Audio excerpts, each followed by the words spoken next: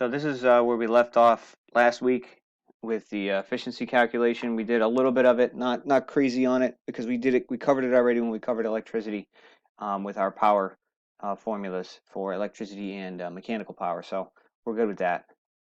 The next machine here, the next simple machine is called a wheel and axle.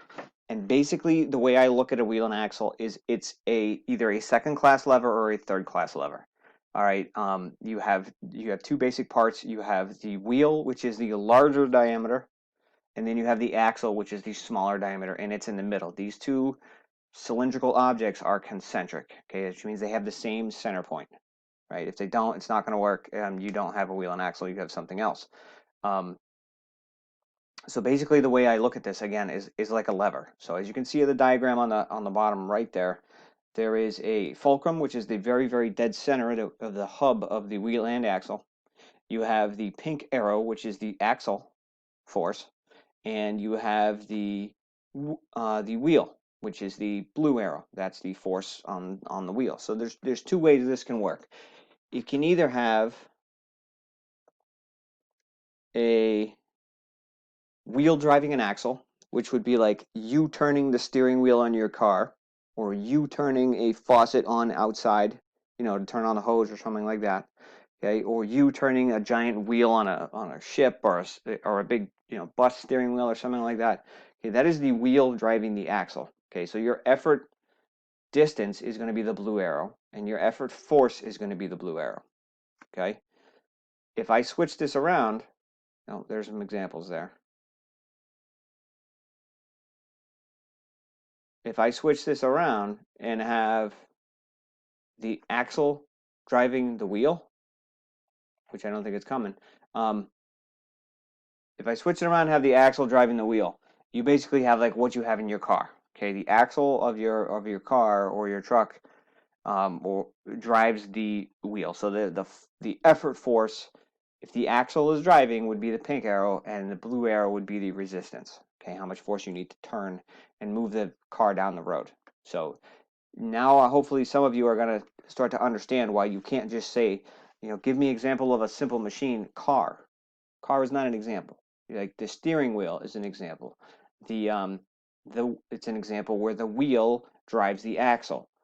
The wheels on the road are an example of where the axle drives the wheel. So you have the exact same simple machine, except for you have your effort and resistance forces in different places.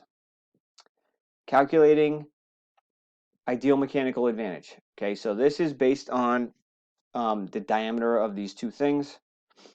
Both the effort and resistance will travel in a circle if unopposed, so you'll have a moment again, just like we had with the levers. If unopposed, this blue arrow would travel the distance, the circumference of the circle, or 2 pi r, or pi d. Okay, so if it was unopposed, so if I said, what is the linear distance that a 20-inch diameter wheel, we need to figure out what the circumference of that wheel is. Okay, so that's the linear distance it travels. So DE in this application, DE would be the diameter of the effort, whether it's the wheel or the axle, and the DR would be the diameter of the resistance, either the wheel or the axle. We use the term distance before with levers, and it works nicely with this for diameter, distance, the same number there, or same letter there. So again, we have this pi that's going to cancel out.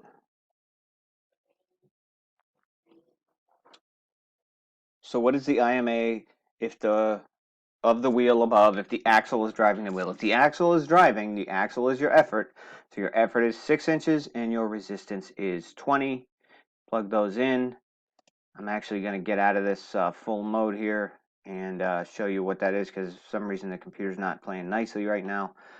So if your axle is driving, you have a 0.3 to 1 ratio. So it's less than 1. If your wheel is driving, you have a 3.33 to 1. So it's greater than 1. All right, so there's your IMA is your DE and your DR, your diameters. AMA, which is the next slide here, is the forces. Okay, so what is the AMA if the wheel is driving the axle and the wheel is a 70-pound applied force and the axle is a 200-pound resistance force? So you would take your 200 divided by 70 and come up with 2.861 or 2.86 to 1 ratio. And if you plugged in and did the efficiency calculation, you could see this is 85% efficient. So what I'm going to be asking you in this wheel and axle work we're going to do, hit the preview button here for you. A ship's wheel is designed to operate with 6 pounds of effort force. The wheel will encounter 155 pounds of resistance force applied to a 3-inch diameter axle. So you have a 6-pound effort force and you have 155 pounds of resistance force. So what this means is I want to be able to take 6 pounds and turn the wheel. The wheel needs to, in order for the wheel to move, it needs to go at least 155 pounds, right? On a 3-inch diameter axle. Pretty soon, I'm going to be asking you, what is the diameter of the wheel? So we'll get to that in a minute. AMA would be your two forces. Pretty simple. Let's see. What is the required wheel diameter to overcome the resistance force? All right, so here's what we need to know for this. We have a 6-pound effort force times DE equals 155 times 3. Okay, so it's that equality again. And I'll let you go and do that. Same thing with this truck. What is the required amount of force that the axle needs to provide? So it's the same kind of formula. Same kind of thing here. What is the IMA? IMA is you have to use the two diameter measurements, the 2 and the 34.8.